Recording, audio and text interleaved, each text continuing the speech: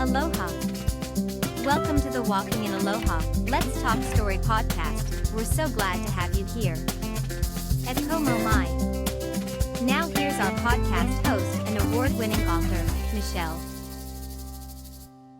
Aloha, everyone. I just wanted to come on. If you don't know who I am, my name is Michelle Ebalaroza Kawano, and this is the Walking in Aloha Let's Talk Story podcast. And sometimes I come in and I just hop in and start talking. Other times I have guests on. And today I am just hopping in. So I'm actually supposed to be at work right now, and I decided to call out because I was not feeling good and everything like that. I have a brain aneurysm, and some days things are fine. Other days I am like so exhausted. And I don't know why. It just happens. And today I decided that I wasn't going to go into work because I just was not feeling well. And I was able to share in a event that was at the sandbox, and it was this morning. And usually when the Inspire Collectives has an event, I can go from the event in the morning and I get home at 1 o'clock, get ready and turn around and go to work. Well, it wasn't happening today. So anyway, I am here. And that's just how things are sometimes. And it's okay. I make the most of everything and it's great. But as I was saying, event today was really, really nice. My friend Amari, she shared her story. Incredible speaker. And she's one of the authors in The Voices of Aloha, the anthologies that I just put out with 11 other authors last month. So it was really nice to hear her story in real life and not just on paper. And I knew a part of her story, but just to share that with her. And then I was able to share a bit about my testimony. I didn't share the whole thing, but it was really nice to have the women actually come up to me and tell me how much it was impactful for them and how touching it was. Just so good to hear. And then people pray for you. I hopped on a coaching call with one of the coaches for Kingdom Builders Academy. Incredible. Carol is amazing. And I am just so excited to be working with her and her sharing her expertise with me. She's been in the coaching circle for years now. And as she said, there's a time when she was also doing a lot of the things for free, and then now moving over to actually having paid clients. And that's one thing that I really like, and I'm working towards that in what I'm doing because my message, it's just so, it has developed. It has developed in such a way that I don't know how else to put it, but God is growing me and training me up with the people that I've come across, and He's been bringing people to me and just learning from them. But I just wanted to hop in and, many of you know that, of what I'm going through. And yeah, it is a scary thing. It is a scary thing, but I'm not going to let it stop me from what I'm doing. So you don't have to worry. I will be here. As long as I can be here, I will be here.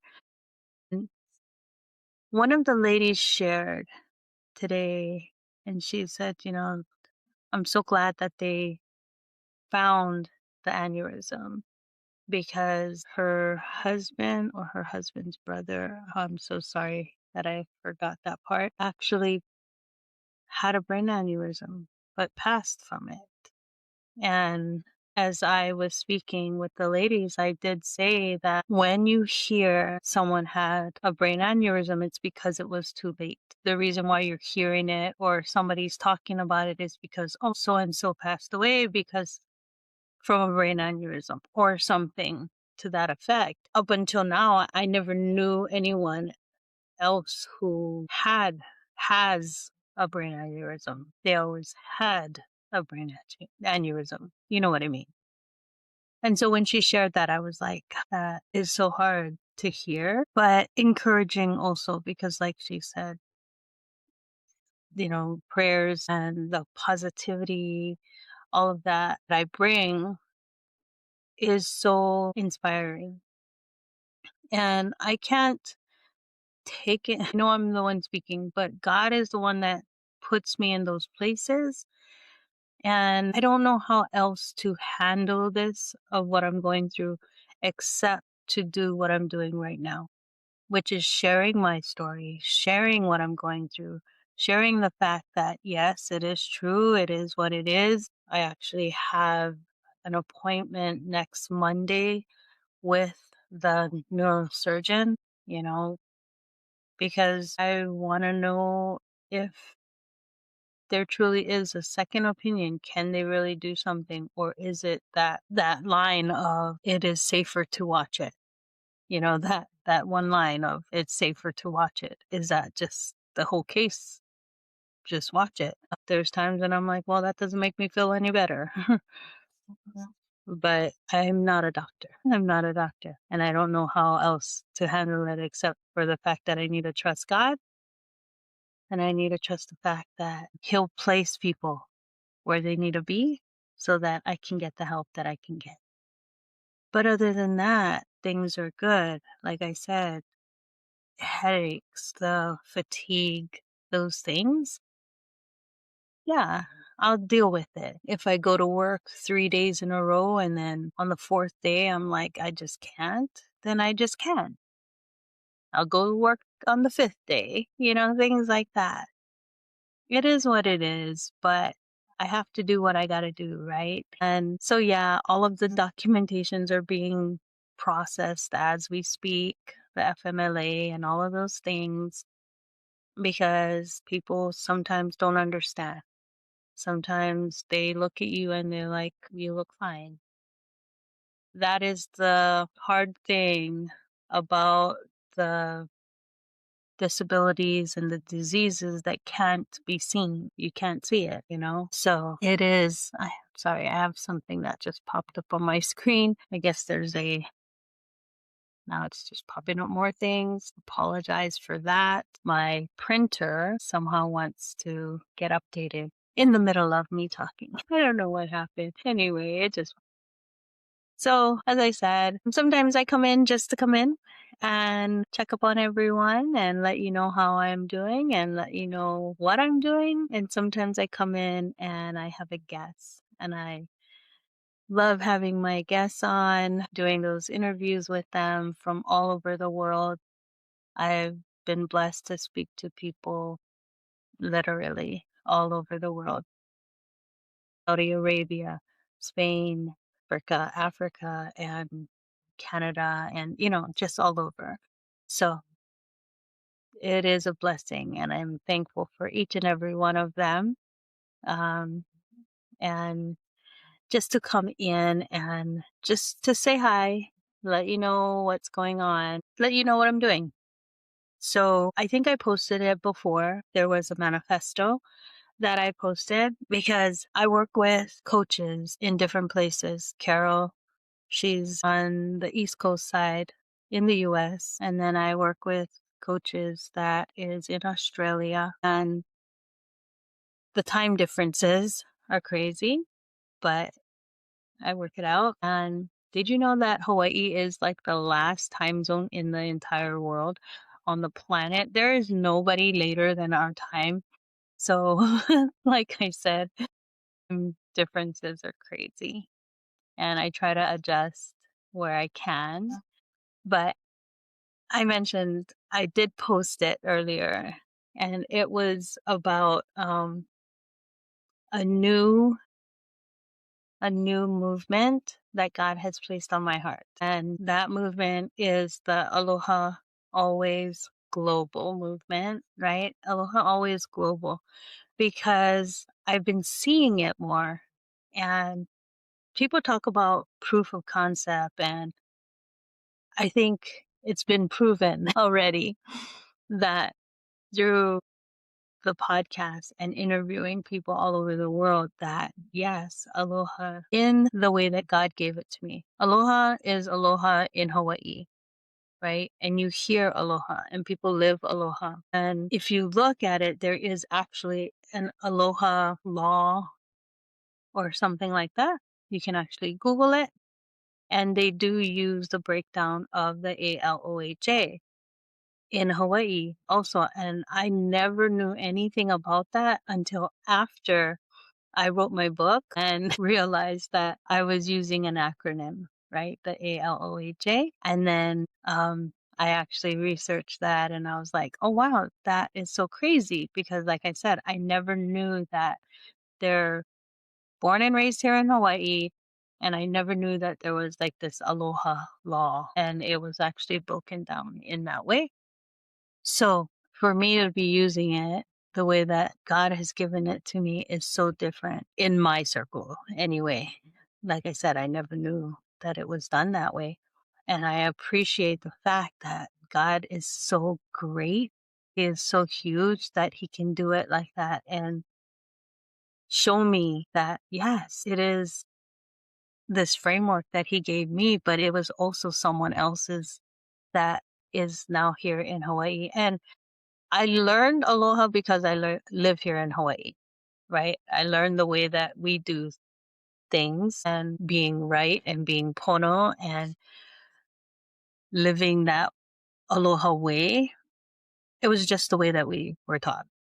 We were just taught to do that. Never explained out, never taught that way, but you just lived it because you're here in Hawaii and you do something wrong or you do something that goes outside of the aloha way, people will tell you. They'll be like, yeah, that wasn't pono. Anyway, but for me, the affirmations and actions, leadership and love, overcoming obstacles, health and healing, and the acute awareness, that is the aloha framework that I've been given.